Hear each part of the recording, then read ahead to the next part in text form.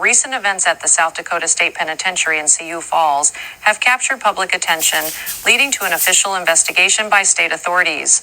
The South Dakota Attorney General, Marty Jackley, is directing the Division of Criminal Investigation, DCI, to thoroughly examine two separate but consecutive incidents of disturbance within the prison walls.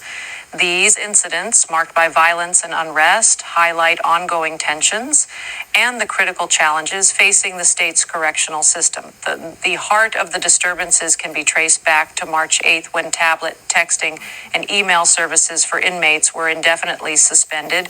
This action, part of a broader investigation, seems to have been the catalyst for the unrest. Inmates voicing their frustrations were reported chanting, "We want phones," a poignant reminder of the importance of communication links with the outside world for those incarcerated. The scenes described from within the penitentiary walls of yelling, screaming, and banging paint a vivid picture of the chaos that ensued.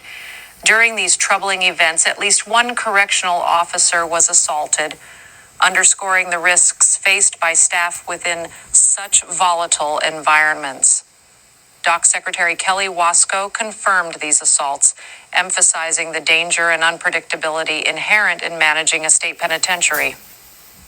Despite these challenges, the Department of Corrections has successfully restored order, though the full extent of injuries and the specifics of the incidents remain under close investigation. Attorney General Jackley's response to these events has been a zero-tolerance policy towards violence in the state's correctional facilities.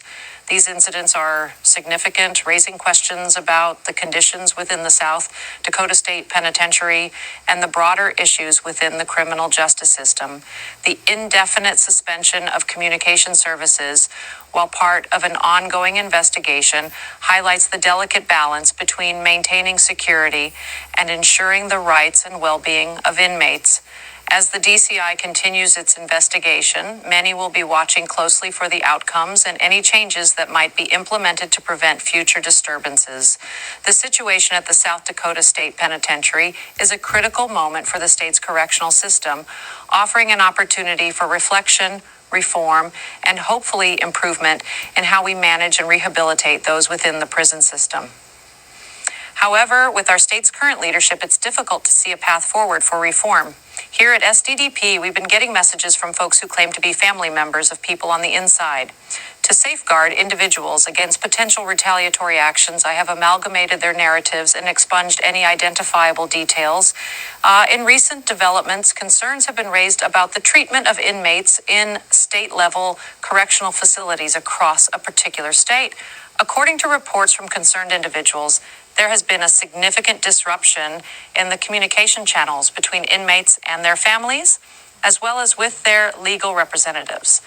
This disruption stems from the state's decision to deactivate the tablets. These devices serve multiple purposes, including facilitating educational courses, enabling communication with loved ones, and providing a platform for video visits. The abrupt cessation of these services without prior notice or explanation has raised questions about the reimbursement of the funds spent by inmates on these now inaccessible services. The issue has reportedly persisted for more than 2 weeks, affecting a wide range of inmates, many of whom rely on these tablets for their intended non-malicious uses. The decision to cut off these communication lines has not only impacted the inmates' ability to stay connected with their external support networks, but has also raised concerns about their access to legal counsel. In response to inquiries about alternative communication methods, it has been indicated that the availability of traditional wall phones is severely limited, both in functionality and access. Reports suggest that these phones are often in disrepair and are insufficient to meet the needs of the inmate population, leading to significant communication barriers. This situation highlights broader issues within the state's correctional system, including the need for transparent policies regarding inmate communications and the fair treatment of all incarcerated individuals. Concerned parties are calling for a review of these policies and for the state to address the financial and emotional impact on inmates and their families caused by these abrupt changes.